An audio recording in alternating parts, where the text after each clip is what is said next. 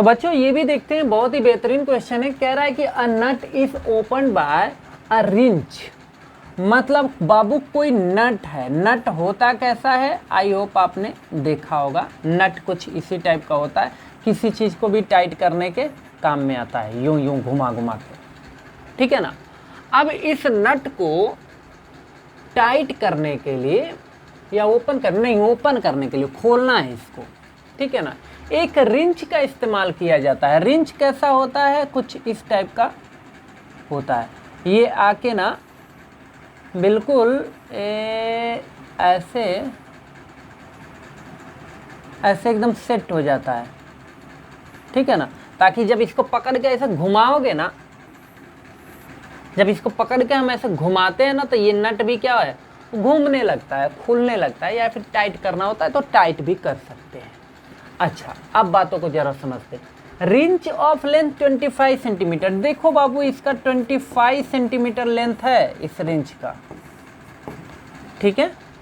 मतलब ये कुल मिला जुला के यहाँ पे आपका जो डी है वो कितना है, 25, डिस्टेंस जिसको आप कह सकते हो, सेंटीमीटर है, ठीक है। अच्छा, इसी को आप चाहो तो लिख लो 0.25 मीटर है ये, क्योंकि सेंटीमीटर वाला काम नहीं करेगा, फेल हो जाएगा, बिकॉज डिस्टेंस को हमेशा किस में लेना होता है, मीटर में लेना होता है, ये जरूरी है, ठीक है ना। अच्छा, आगे समझते हैं। If the least force required is 10 Newton, अच्छा इसको लूज करना है, यानी कि ओपन करना है नट को, तो कम से कम मतलब एट लीस्ट आपको बाबू कितना फोर्स लगाना पड़ेगा। यहाँ पे कह रहा है कि कम से कम फोर्स लगाओगे तो भी आपको 10 न्यूटन का तो फोर्स लगाना ही पड़ेगा, यानी कि फोर्स की ज़रूरत पड़ेगी 10 न्यूटन।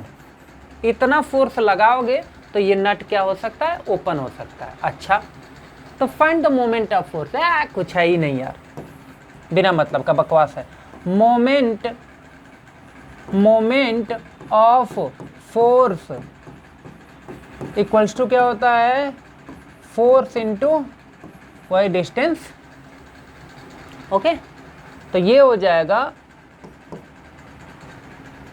फोर्स कितना है, फोर्स है 10 न्यूटन, 10 न्यूटन यहाँ पे डाल दो, और डी कितना है, डी ना डी डिस्टेंस कितना है, 0.25 है, ठीक है ना। याद रखना, मीटर में हमेशा रखना होता है, ठीक है। मल्टीप्लाई करेंगे बाबू, कितना आ जाएगा, 2.5। यूनिट क्या होता है भूलना नहीं तो पूरा मिस्टेक हो जाएगा, न्यूटन मीटर लिख देना, ठीक है ना। ये होगा मोमेंट ऑफ फोर्स, ठीक है। नोट करना है तो नोट कर सकते हैं, 2.5 न्यूटन मीटर।